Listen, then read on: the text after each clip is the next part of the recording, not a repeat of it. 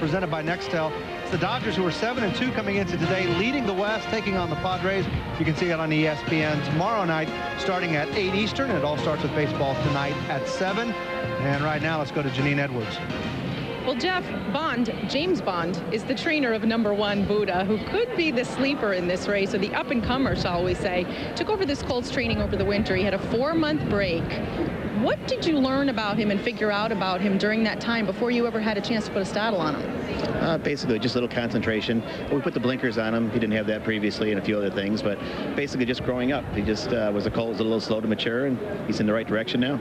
Well, he certainly had tongues wagging after his latest race, that allowance, my own 16th allowance race at Gulfstream Park. Very, very impressive effort on his part. What were your thoughts? Well, like you say, he was very impressive. Did everything right. Got carried very wide going into the first turn, and it was just drew off here pretty easily. Switch leads here a little bit, which kind of discouraged me a little bit, but that's a young horse, and hopefully have a little more competition today, and we'll keep him concentrating. Well, this certainly had to give you and the horse a jolt of confidence. Big confidence. What's your view right now of the Wood and Derby picture overall? Where do you think Buddha fits in? Well, I don't want to put the cart before the horse, but we're doing pretty well here today. Best of luck to you, Jim. Jeff, post parade next? You betcha. The post parade presented by Long John Silver's, and that green K and gavel means they are a Keeneland sales grab. You heard about Buddha. There he is in the flesh, #1. Edgar Prado was riding him in Florida, but Prado understandably is riding Harlan's Holiday today in the Bluegrass, so Pat Day has picked up the mount. He's a son of Unbridled Song, who won the Wood in '96 and was a beaten favorite that year in the Kentucky Derby. And by the way, Unbridled Song was also gray. #2, Nakoma, also gray. And those blinkers you see on him are something new they're trying after the Florida Derby fiasco, owned by Michael Tabor, who also has Johannesburg and Castle Gandolfo, a couple of Europeans, possibly in the running for the Kentucky Derby, trained by Todd Pletcher. The 3-horse Sunday break is the first horse that Drysdale has trained for Japanese entrepreneur and breeder Koji Maeda. And he's trying to earn a trip to the Kentucky Derby as well. Gary Stevens ridden in the Wood only one other time, but he won it. Earlier this year, Bernice Gann told her husband Edmund she wanted a horse for the Kentucky Derby, and the Ganns have owned many good horses, including you, but never had a Derby horse, and now they might. Bobby Frankel bought Medaglia d'Oro, an impressive winner last time out with Lafitte Pinkai aboard here. I Win races in the silks of William Condren, who co-owned Nick Zito's Kentucky Derby winner, Strike the Gold and Go for Jen. He was third in that Sunday break allowance race. Laissez Aller, #6, bought in England earlier this year by American owners Guy and Diane Snowden. They wanted to try him on the Triple Crown Prep Trail because he's a Kentucky bred. He's been 1.25 miles twice, but still he's a big long shot. Starland, #7. So they break the post parade early on us and gallop away. A nice rear view shot of Starland there. He won the Ribson at 1.125 miles on this track. The one-turn mile in the Gotham, a disadvantage for him, but you can really expect him to bounce back strongly today if he gets a decent pace. And on the outside, again, is Blue Burner. He was on the far outside in the Florida Derby as well. His running style is just like Starland, way back in the pack in one big run. And ironically, his trainer, Bill Mott, along with Bobby Frankel, Hall of Famer, Shug McGahee, probably a future Hall of Famer, all of them looking for their first Kentucky Derby wins this year, and all of them have contenders. All the horses are on the track. The Kentucky Derby is on the line. The Wood Memorial when we come back.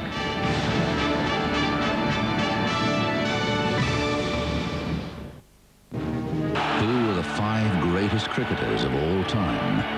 What has made them stand out from other talented players? Find out in ESPN's Legends of Cricket, the definitive story of the game's all-time greats. Never before has there been such a comprehensive television history of cricket, featuring rare archival footage, hundreds of interviews, and thousands of hours of meticulous research. ESPN's Legends of Cricket profiles the top 50 players of all time, with an entire program devoted to each of the top 25. Who will make the list? Who will be left out? This landmark series is controversial, thought-provoking, and utterly compelling television. It's the story of our national game as it's never been told before. Don't miss ESPN's Legends of Cricket.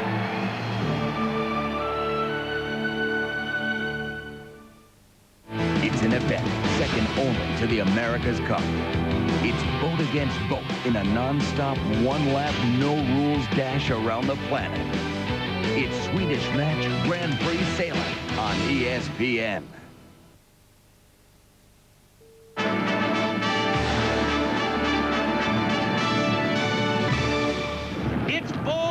Forbes in front by a length and a quarter. Sunkisser between horses. Kojak on the outside, and down the stretch they come.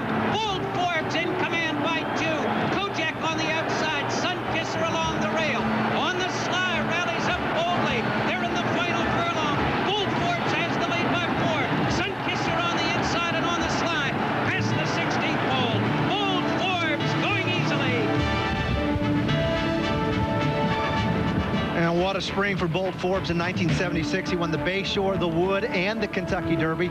As we take a look at the current odds, believe it or not, on that day in 1976 when he won the Wood, a young Richard Migliore was at the track with his dad for the very first time. Migliore would later win this race in 1985, and if he wins it today, he'll do it on the back of our Bud Longshot.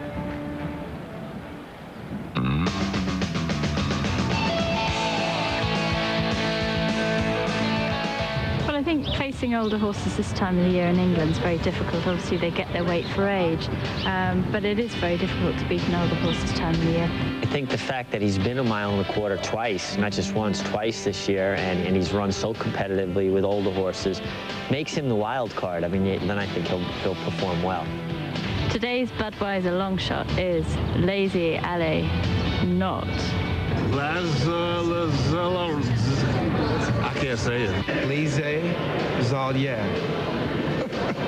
don't care how they pronounce his name. As long as Tom Durkin's calling him in front coming to the wire, I'd be very happy. Well, I'm the announcer. I'm supposed to know how to say these things. The correct way of saying it is lose your lure. Lazelulur. Let me try that one more time. La is a Eller. Well, the correct way you say it is Laissez Aller, and let's hope he doesn't run this way. He's blindfolded right now. A lot of these European horses have problems with the starting gate, we've noticed, and this is one way to rectify that. They're going to load him in with a hood over his eyes so he can't see a thing. And the 8 horse is Blue Burner, as we mentioned, owned by the boss, George Steinbrenner. Blue Burner with that outside post position. I think he's one of the nicer looking horses in the field, actually, and he's developed quite rapidly over the winter. Mott always thought he was an okay horse, but he's really come to like him a lot more lately. Fresh off a sabbatical in Italy, back to call the races, here is Tom Durkin. And there is Blue Burner. Perhaps would be a bit more appropriate if he were wearing pinstripes, being owned by one George Michael Steinbrenner III. They're in the gates. In the gate for the Wood Memorial, and they're off.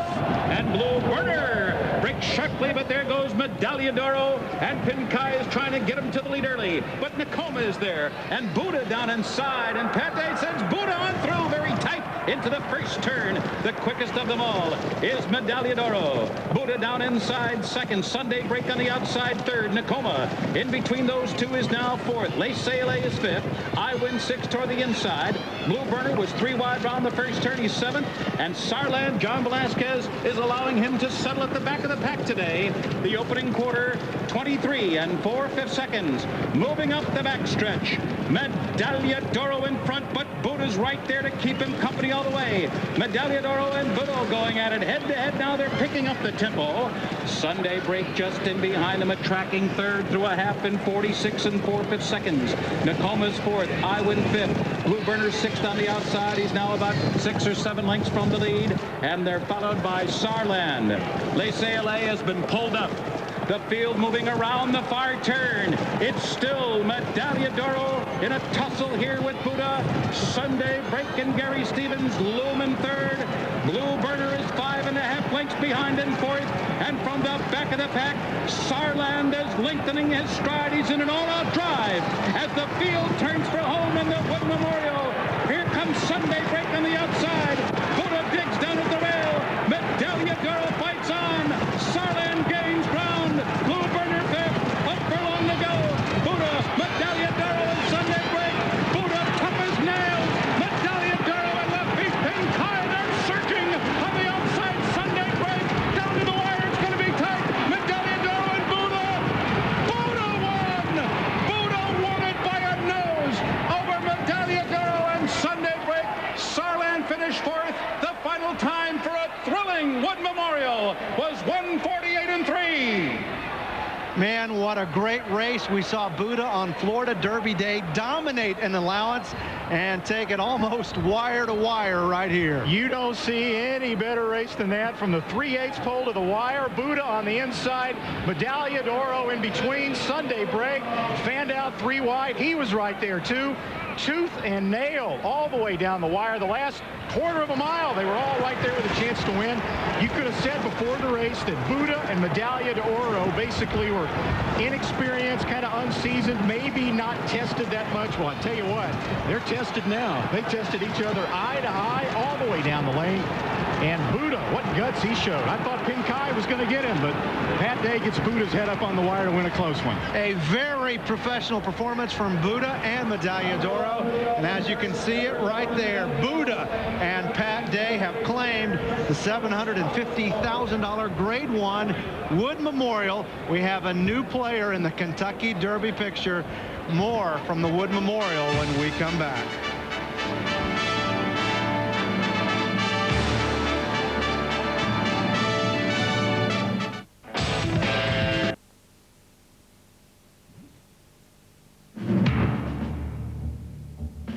This ESPN presentation of Citgo Racing to the Kentucky Derby is brought to you by Citgo, We Know You, by Visa, proud sponsor of the Visa Triple Crown, Beechwood Aged Budweiser, with a crisp, clean, and refreshing taste known only to the king of beers, by Long John Silver's, How Can You Resist? And by the Breeders' Cup World Thoroughbred Championships, Saturday, October 26th at Arlington Park in Chicago. Equibase.com, your official online source for racing information, from entries to results and everything in between. Equibase.com is a service of Equibase Company, the Thoroughbred Industry's official database. And there is Buddha, trained by James Bond, owned by Gary and Mary West. The jockey is Pat Day as he gets the win. This is the son of Unbridled Song, who won this race back in 1996. Pat Day, of course, a Hall of Famer, hitting the win right here. And as Randy will tell you pretty soon, bragging on the ride that Pat Day put on this horse. Oh, it was just an outstanding ride to move when he did on the backstretch. Trainer Jim Bond is Buddha, of course, now you know, are going to go on to the Kentucky Derby, and he's never had a Derby starter. He's had Will's Way and Barons, a couple of millionaires that were late maturing. Buddha is certainly not one of those kind. Final time for the mile and an eighth, 1:48.61. Buddha paying $820. Medaglia d'Oro finishing in second. Sunday break finishing in third place. And those 3 horses, what a show from the top of the stretch. Let's hear from the winning connections. Let's go to the winner's circle. Get the man in here. You better believe it. Trainer Jim Bond, and I've got owner Gary West. Congratulations to jockey Pat Day. I asked you before the race where you thought this horse fit in the Derby picture. I think you got a little bit better idea right now. He's one great horse, and Pat rode a tremendous race, and we're just very lucky to be here today. Congratulations on a phenomenal job. Pat, your trip, horse dug in. What guts he showed. He really did. A little bit sloppy away from the break. I put him into the race. Got a little tight right into the first turn, but he hung in there and then secured some space on the inside, and it was just his game as hickory. And, you know, certainly want to thank Mr. and Miss West and to Mr. Bond for the opportunity. Last year, you know, we had a horrible amount of bad luck with Dollar Bill, and I'm just happy that we got some good luck this year. Just a great game effort. You know, he hung in there game. The 4-horse put his head in front of us coming off the turn, and he fought back, and, you know, got his head up at the wire. So it was a great effort. Congratulations. And Gary West, the owner, Dollar Bill last year, like Pat said, you had some disappointment, some bad racing luck. This has really got to get your heart pumping watching a race like this from Buddha. Well, it does. And, you know, I think in the end, racing luck all evens out. And Pat is a heck of a guy. He's done right by us over the years. And we were sure happy and lucky to have him on this horse today. We appreciate it a lot. And Jimmy, you took your time with this horse as far as training and bringing him along. And gosh, your patience is really being rewarded right now. Look at this effort. Well, like I say, thank the good Lord, and we're very fortunate to be here. And like I said, thank Pat and Mr. West for believing in us. So next stop, Churchill Downs? We'll talk to those two there and see, but we hope so. Well, congratulations to all the winners. And now I just want to give you guys a quick update on number 6, Laissez Aller, the horse that did unfortunately suffer an injury. It appears to be definitely career-threatening injury, not a life-threatening injury. It was a comminuted fracture of his right hind pastern. That means fracture in several pieces. He has been stabilized. They have a splint, an air cast on his leg. He's been placed in the horse ambulance. He's been given pain medication. He appears to be comfortable at this point. A veterinarian is on the scene with Laissez Aller, and they will take him back to the barn for x-rays and further analysis. So right now, Laissez Aller will not race again, but the injury does not appear to be life-threatening. And jockey Richie Migliori is fine. He just walked by me a minute ago, and he said, gosh, that's a shame to see, but he is fine. So good news there, Jeff. All right, thanks, Janine. Not to steer you away from ESPN, but if you're after some more thoroughbred racing, coming up at 4:30 Eastern time on NBC, it's the NTRA Road to the Kentucky Derby, live coverage of the Bluegrass Stakes, plus a look at this year's Kentucky Derby field. And of course, next week on ESPN2, the Racehorse Digest will have the aftermath from the Wood and the Bluegrass, plus the latest Kentucky Derby news. And then next weekend, we'll close the book on the Kentucky Derby prep races, as we'll have the Lexington Stakes from Keeneland. What a great race that should be. You can see that on ESPN2 next Saturday, starting at 6 Eastern time. And Randy, as far as Buddha goes, Pat Day kept him just kind of right in Lafitte Pincay's hip pocket all the way down that backstretch. Yeah, I promise you that's not the way Pat wanted it to go, but he had Sunday break just on his outside on the backstretch, and he was afraid he was going to get bottled up down in there. So when the opening appeared inside of Buddha, he went ahead and went for it, and it turned out to be obviously the right thing to do. So who wins here? Obviously Buddha, you know, now probably jumps in the Kentucky Derby picture. Who out of this field do you think's in? Who do you think's out? Well, it was a quick enough pace, actually, for Come From Behinders to run well, and they didn't. So they're going to have to take an extra look there at Blue Burner and Sarlin. It was both disappointing there, but certainly for the first three, you have to be encouraged by their performance. The last 3/8 of a mile, 38 and change, that's about a full second faster than Came Home did it last week in Santa Anita, and into a pretty stiff wind in their face through the lane. Well, I can't wait until next week's Lexington. Will Buddha be in your top 10 now? He was already. He'll be higher. All right, coming up next here on ESPN, the 2001 World's Strongest Man competition. For Janine Edwards and Randy Moss, I'm Jeff Metters. Thanks for joining us for a very exciting finish in the Wood Memorial.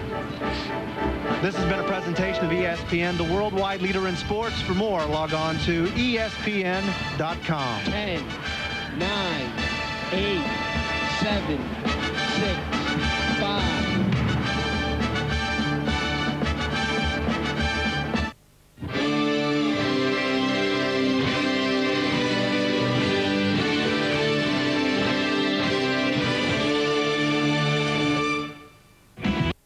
We say good